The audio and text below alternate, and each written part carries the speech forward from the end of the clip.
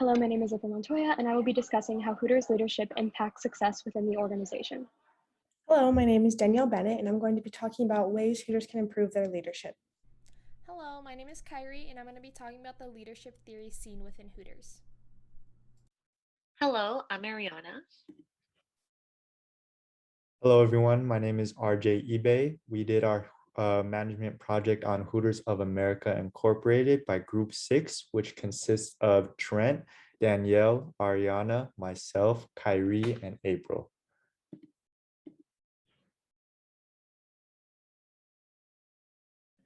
Hooters is a restaurant most famously known for their beer, chicken, and sex appeal. On April Fool's Day, 1983, a group of 6 friends in Clearwater, Florida, decided to embark in the restaurant industry, in which they had no prior experience in. The names of the Hooters 6, as they're known, were L.D. Stewart, Jill D., Uncle Billy, Ed D., Dennis Johnson, and Ken Wimmer. This idea came about when the group could not get a weekend pass from their wives to go to Buffalo.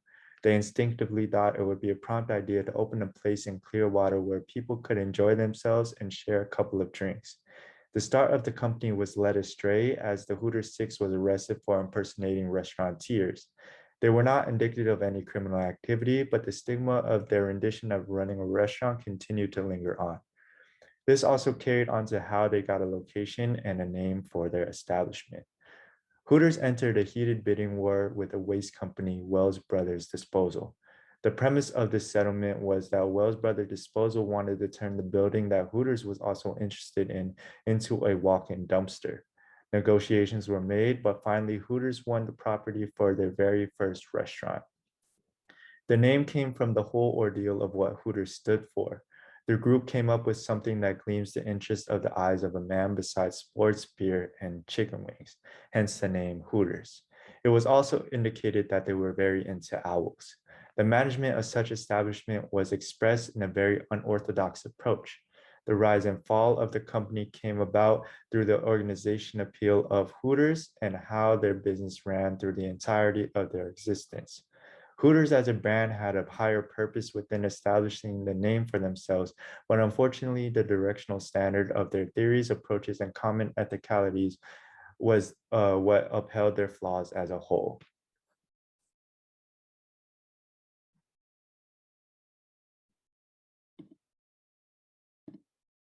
So now on to the findings. Okay, so we already know a little bit about the Hooters brand. We know that it was created in 1983 by 6 men, and it was created to be a joke and a restaurant that nobody could get kicked out from. We know that Hooters is known for their Hooters girl and the female sex appeal. Fun fact, Hooters is actually slang for female breasts, which I think is pretty funny. It's clever. And it has been very successful and it has branched to many other businesses like Hooters Air, although it has been canceled. Um, and now they have Hooters credit cards and they have other restaurants and they've just been very successful. Okay, so a little bit about the employees. So we know that they're famously known for their Hooter girls, and it's based on sex appeal, and it is a complicated hiring process. They do have to apply, and they also have to interview, and they have to get pictures taken in the uniform, and then management will approve or disapprove depending on how they look like. They do have a strict image policy, so you can't have any crazy colored hair. You could only have 3 types of nails done, and also you have to be fit, no tattoos or anything. So you can see the Hooters girls back in the day when it first started, and then also now they still keep up with the same strict image policy. The benefits of being a Hooters girl or an employee is that you get discounts to all of their businesses. Hooters is willing to work with personal life and school life, so they'll work with your schedule. Another benefit is that the Hooters girl is in charge of their money since they do allow to get tips, so they can work for their money. And they get lots of exposure to media since they do lots of photo shoots and outside events. A little bit about the motivational theories that Hooters management uses is they definitely use the McGregor's X theory because they are charismatic managers and leaders. Obviously, to have the ultimate Hooters experience, you have to be charismatic yourself. So they have to set that example. And they also use a Hawthorne studies theory because the environment definitely motivates managers, leaders, and employees. So management does do a lot to make them feel valued, especially with the environment they're in or what they wear. They have to feel secure. And they also use a carrot and stick approach since management gives incentives to employees who meet their goals. The main leadership theory seen within Hooters includes the path goal theory. The path goal theory states that a leader's behavior is contingent on the satisfaction, motivation, and performance of their employees. The manager's job is viewed as guiding workers to choose the best paths to reach both their goals as well as the corporation's goals. The theory argues that leaders will have to engage in different types of leadership behavior depending on the nature and the demands of the situation at hand. The company goals within Hooters includes creating positive experiences and fostering recognition for team members, guests, and our communities. Additionally, constantly keeping its name and product in the public with high sales and profit. These goals are seen to be achieved in many different ways. First, training for store leaders to help maintain and lead a positive work environment. There are many training programs and internal and external training provided to help these leaders maintain a positive work environment. Also, leaders have control over the promotional programs. Leaders within each stores have control over the promotional programs to help maintain high presence within each community. Also, higher compensation is seen for leaders with higher people skills that help create the carefree environment promoted by Hooters. This helps encourage leaders to promote the positive work environment so they can receive the higher compensation. Also, bonuses for leaders are provided with those who have a higher sales and profit within their store. While conducting research on Hooters leadership, we discovered that according to Comparably.com, data collected from Hooters employees ranked the company's leadership lowest among its operations department. The following graph illustrates the individual department's rankings for leadership from CEO to managers, indicating an average of 65% overall, as shown by the pie graph to the right. Our research indicates that the root cause of low ranks among operations stems from inadequate training. Hooters currently utilizes the Management and Instructional Training Program, which former as well as current operations staff have reported is outdated, rushed, and results in managerial bias. As discussed this semester, training is a vital aspect of developing employees throughout the enrichment stage, and as such can be costly to the company in the long run. Leadership's failure to address these concerns within operations creates the risk of low satisfaction, quality, lost income, and high turnover. Inadequate implementation of training methods and programs from the outset creates a domino effect of adverse impacts. For example, as employees advance up Hooters' corporate ladder, the company bears the risk of underdeveloped personnel taking senior positions. Errors in training will impact their ability to lead with confidence, which weakens other components of the organization's success in the form of low employee performance, retention, and a toxic cultural climate. Such variables present a significant challenge to the Hooters organization as it will need to work diligently to correct errors at multiple levels of business operations, from hostesses to corporate managers.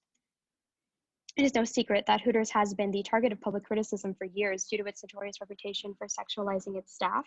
Among the corporation's latest scandals is its new uniform policy, which requires employees to replace their old shorts with far more revealing ones. The following slide provides a timeline regarding the policy's implementation and its ultimate rescission. The policy was introduced in a notice from the company on October 4th, 2021, requiring all Hooters girls to adopt the new uniform.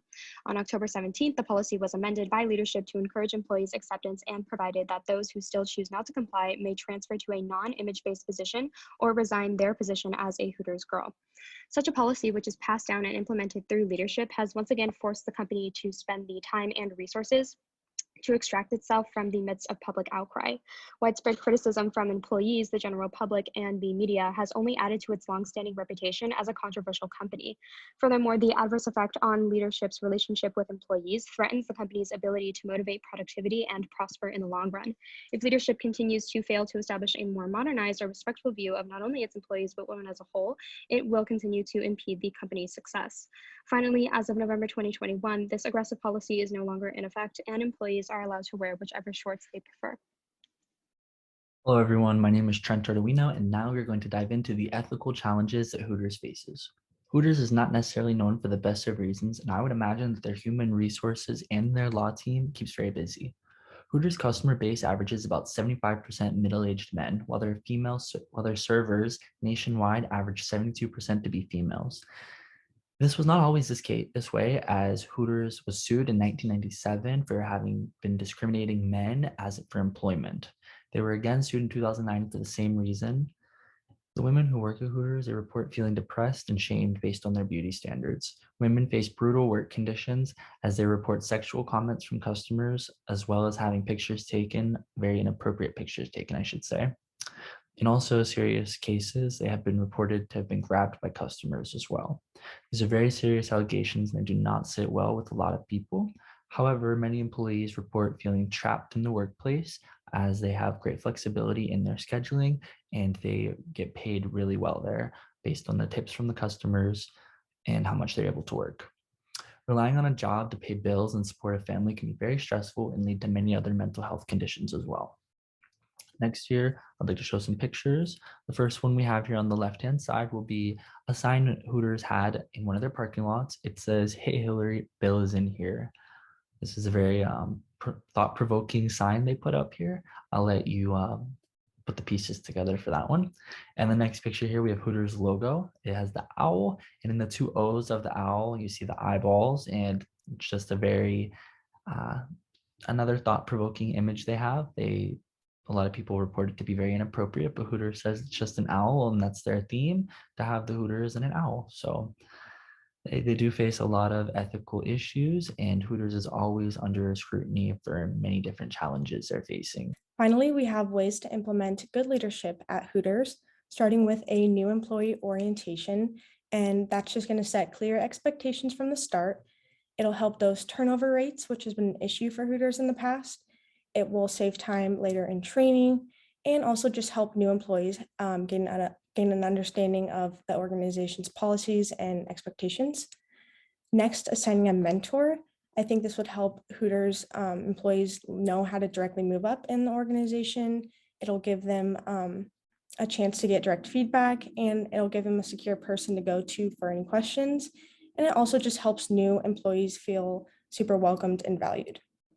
Next, training at Hooters, which right now is based widely on appearance and looks, which is understandable considering Hooters girls need to have those certain requirements, but I think it should be a wider range and they should maybe incorporate other abilities just as much as they do with the looks, like experience and abilities like other corporations do in the hiring process.